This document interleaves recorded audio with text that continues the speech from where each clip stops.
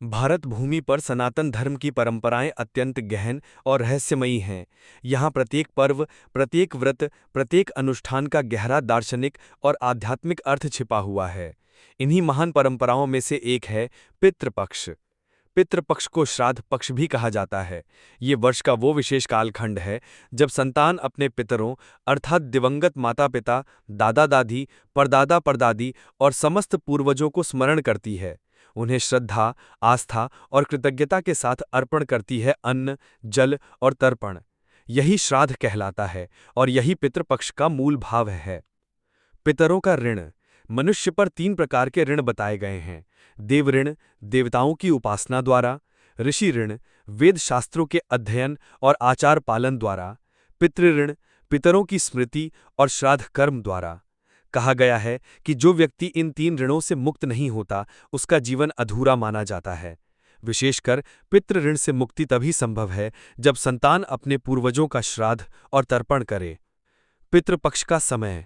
भाद्रपद मास की पूर्णिमा के अगले दिन से आश्विन मास की अमावस्या तक का समय पितृपक्ष कहलाता है। इसे महालय पक्ष भी कहा जाता है।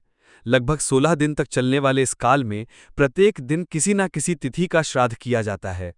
मान्यता है कि इन दिनों पितरों के द्वार खुल जाते हैं और वे अपने वंशजों से मिलने धरती पर आते हैं। यदि इस समय श्रद्धापूर्वक तर्पण किया जाए तो पितर प्रसन्न होकर संतान को दीर्घायु, सुख और समृद्धि आशीर्वाद प्रदान करते हैं। पुराणों में पितृपक्ष।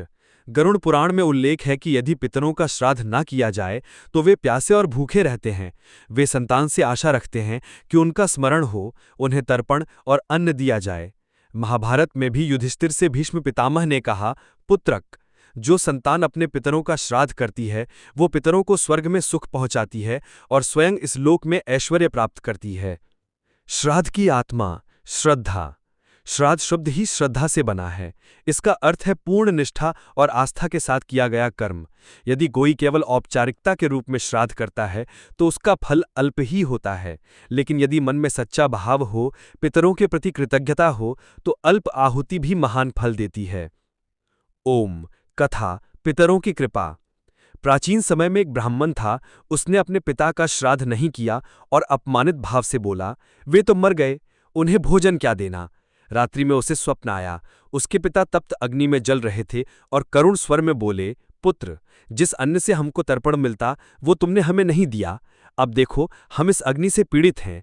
यदि तुम पितृपक्ष में श्रद्धा से श्राद्ध करोगे तभी हमारी मुक्ति होगी।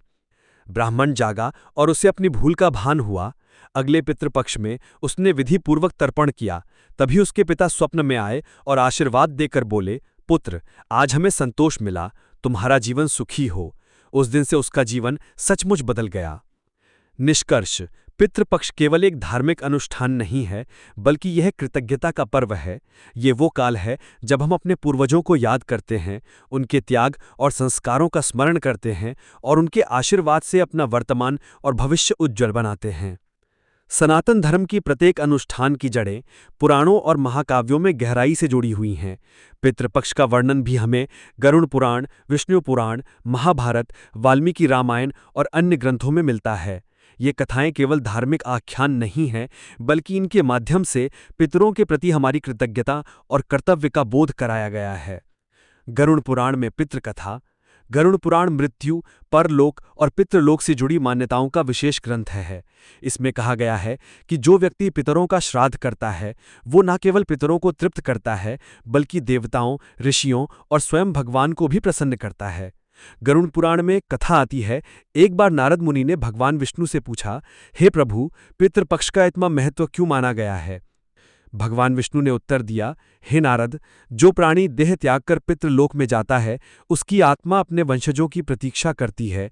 यदि वंशज श्रद्धा से अन्न जल अर्पित करते हैं तो पितर सुखी होते हैं और उन्हें मोक्ष प्राप्ति का मार्ग सुलभ हो जाता है। विष्णु पुराण का उल्लेख। विष्णु पुराण में कहा गया है कि श्राद्ध कर्म करने से पितरों को इतना संतोष मिलता है कि वे अपने वंशजों की 7 पीढ़ियों तक रक्षा करते हैं। कथा मिलती है कि एक राजा ने अपने पिता का श्राद्ध नहीं किया। कुछ वर्षों बाद उसका राज्य सूखा और अकाल से ग्रस्त हो गया। विद्वानों ने कारण बताया कि राजा ने पितृकर्म की उपेक्षा की है।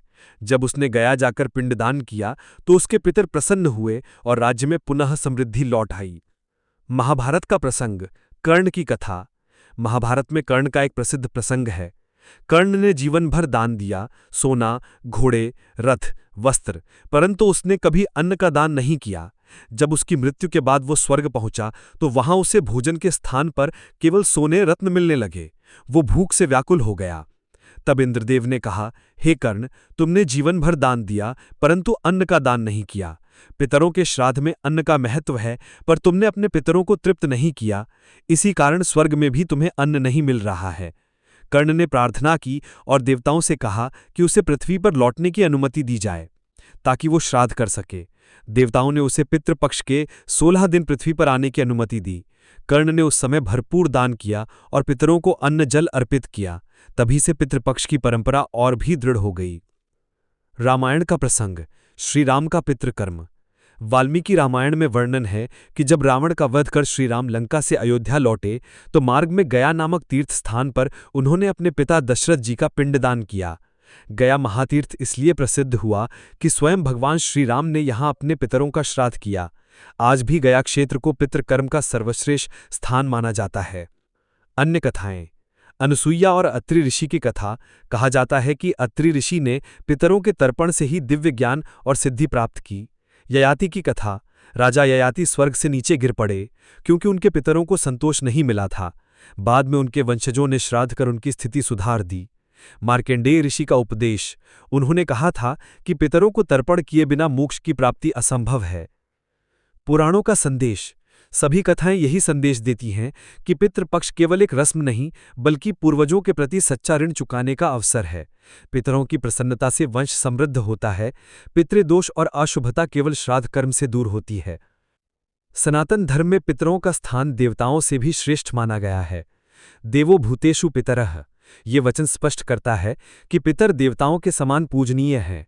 उनके आशीर्वाद से वंशज समृद्ध और सुखी होते हैं, परंतु यदि उन्हें उपेक्षित कर दिया जाए तो उनका क्रोध श्राप का रूप लेकर परिवार में दुख और अशांति ला सकता है। पितरों का आशीर्वाद, संतान की समृद्धि। मान्यता है कि जब पितर प्रसन्न होते हैं तो वे अपने वंशजों की संतान वृद्धि और समृद्धि का आशीर्वाद देते हैं। एक कथा आती है कि एक निर्धन ब्राह्मण ने पितृपक्ष में श्रद्धा से तर्पण किया।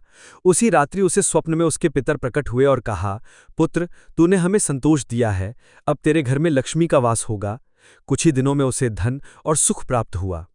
रोग निवारण। कई बार परिवार में पीढ़ियों से रोग या दुख चलते रहते हैं। पितरों के श्राद्ध से ये दोष दूर होता है। पुराणों में कहा गया है कि पितरों की शांति से वंश रोग मुक्त हो जाता है। दीर्घायु और सफलता। पितरों का आशीर्वाद दीर्घ जीवन, विद्या और यश प्रदान करता है। जो संतान श्राद्ध करती है उसके कार्य में बाधाएं दूर होती हैं और सफलता प्राप्त होती है। पितरों का शाप। यदि पितरों की उपेक्षा की जाए तो वे क्रुद्ध होकर शाप भी दे सकते हैं। इसे पितृदोष कहा जाता है। संतान संतति की कमी। ज्योतिष और पुराणों में वर्णन है कि जिन परिवारों में पितृकर्म की उपेक्षा होती है वहां संतान की वृद्धि रुक जाती है। कभी संतान नहीं होती, कभी संतान जीवित नहीं रहती। आर्थिक संकट। बिना कारण धन का ना टिकना, व्यापार में हानि, खेती में असफलता, इसे भी पितरों की अप्रसन्नता से जोड़ा गया है। कलह और रोग। परिवार में लगातार झगड़े होना, बीमारियां बनी रहना, ये भी पितृदोष के लक्षण बताए गए हैं। ओम कथा। पितरों का आशीर्वाद और शाप। पुराणों में कथा आती है, एक नगर में धर्मदत्त नाम का वैश्य रहता था। वो धनवान था परंतु घमंडी भी। उसने कभी अपने पितरों का श्राद्ध नहीं किया। एक दिन नगर में महामारी फैली और धर्मदत्त का सारा परिवार रोगग्रस्त हो गया। उसने वैद्य बुलाए, दान किया, पर कोई उपाय सफल ना हुआ। रात्रि में उसे स्वप्न आया। उसके पिता प्रकट हुए और बोले, पुत्र, तूने कभी हमारा तर्पण नहीं किया। हमारी आत्माएं प्यास और भूख से तड़प रही हैं। जब तक तू श्राद्ध नहीं करेगा तेरे घर में रोग और दुख दूर नहीं होंगे। अगले दिन धर्मदत्त ने ब्राह्मणों से परामर्श लिया और पितृपक्ष में गया जाकर पिंडदान किया। आश्चर्य, उसके घर में धीरे धीरे सब रोग दूर हो गए और परिवार में सुख लौट आया। इस कथा से स्पष्ट है कि पितरों का आशीर्वाद सुख देता है और उनकी उपेक्षा शाप का कारण बनती है। महाभारत का प्रसंग। भीष्म पितामह ने युधिष्ठिर से कहा, पुत्र, पितर देवताओं से भी शीघ्र प्रसन्न होते हैं। देवताओं को प्रसन्न करना कठिन है, किंतु पितर तो मात्र एक तृण, एक जल, एक अन्न कण से ही तुष्ट हो जाते हैं। किंतु यदि संतान उनकी उपेक्षा करे तो वे भीषण शाप देकर वंश का नाश कर सकते हैं। आधुनिक दृष्टि। आज भी लोग अनुभव करते हैं कि जब पितृपक्ष में श्रद्धापूर्वक श्राद्ध किया जाता है तो घर के वातावरण में शांति और संतोष आता है। मानसिक बोझ हल्का होता है, परिवार में सौहार्द बढ़ता है। ये केवल धार्मिक विश्वास नहीं बल्कि मनोवैज्ञानिक सत्य भी है। पूर्वजों को याद करना हमें हमारी जड़ों से जोड़ता है और जीवन में आत्मविश्वास लाता है। सनातन परंपरा में प्रत्येक पर्व का समय और विधि विशेष महत्व रखते हैं।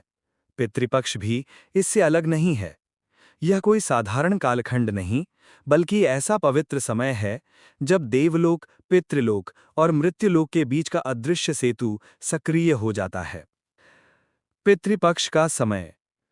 पितृपक्ष हर वर्ष भाद्रपद मास की पूर्णिमा के अगले दिन से प्रारंभ होकर आश्विन मास की अमावस्या तक चलता है। इस प्रकार यह कुल 16 दिन का पक्ष होता है, जिसे महालय पक्ष या श्राद्ध पक्ष कहा जाता है। अमावस्या के दिन का विशेष महत्व है क्योंकि इस दिन सभी पितरों का सामूहिक तर्पण किया जाता है। शास्त्र वचन: भाद्रपदस्य पौर्णमास्यानंतरात् प्रतिपदादारभ्य आश्विनामावस्यायां यावत् पितृपक्षः। तिथियों का महत्व। श्राद्ध के लिए तिथि का विशेष ध्यान रखा जाता है। जिस तिथि को किसी पितर का देहावसान हुआ हो, उसी तिथि पर उसका श्राद्ध किया जाता है। यदि तिथि न मालूम हो तो अमावस्या या सर्वपितृमोक्ष अमावस्या को श्राद्ध करना सर्वोत्तम माना गया है। संतानहीन व्यक्तियों के लिए, भूले बिसरे पितरों के लिए और जिनकी मृत्यु की तिथि ज्ञात न हो, उनके लिए अमावस्या को श्राद्ध किया जाता है। श्राद्ध के नियम: श्रद्धा और आस्था। सबसे पहला नियम है कि श्राद्ध श्रद्धा से किया जाए। बिना भाव के किया गया श्राद्ध अधूरा माना जाता है। स्थान का महत्व: गया, काशी, प्रयाग, हरिद्वार, पुष्कर जैसे तीर्थों पर श्राद्ध करना अत्यंत फलदायी है। काल का पालन: पितृपक्ष के बाहर भी श्राद्ध संभव है, परंतु पितृपक्ष का महत्व सर्वोच्च है। आहार विहार की शुद्धि: श्राद्ध करने वाले को सात्विक भोजन करना चाहिए, मद्य, मांस, तामसिक आहार से बचना चाहिए। ब्राह्मण भोजन: श्राद्ध में ब्राह्मणों को भोजन कराना आवश्यक माना गया है क्योंकि उन्हें पितरों का प्रतीक समझा गया है। कौवे और गाय का महत्व: कौवे को यम का दूत और गाय को पवित्रता का प्रतीक मानकर उन्हें अन्न अर्पित किया जाता है। कथा: श्राद्ध का काल। एक पुरानी कथा है। एक राजा ने अपने पितरों का श्राद्ध चैत्र मास में किया। उसने सोचा, पितरों को तृप्त करने के लिए कोई भी समय ठीक है। लेकिन उसी रात स्वप्न में उसके पितर प्रकट हुए और बोले, पुत्र, तूने हमें अन्न जल तो दिया, परंतु उचित काल में नहीं। जैसे ऋतु से बाहर बोया बीज फल नहीं देता, वैसे ही अनुचित काल का श्राद्ध निष्फल होता है। अगले पितृपक्ष में विधिपूर्वक श्राद्ध कर।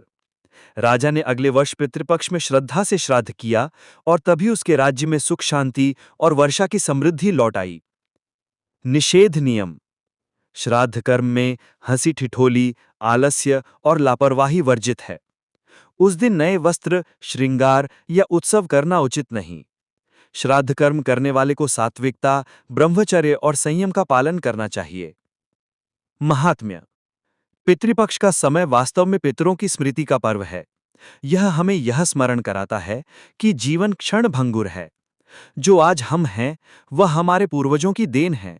हमें उनके प्रति कृतज्ञ होना चाहिए।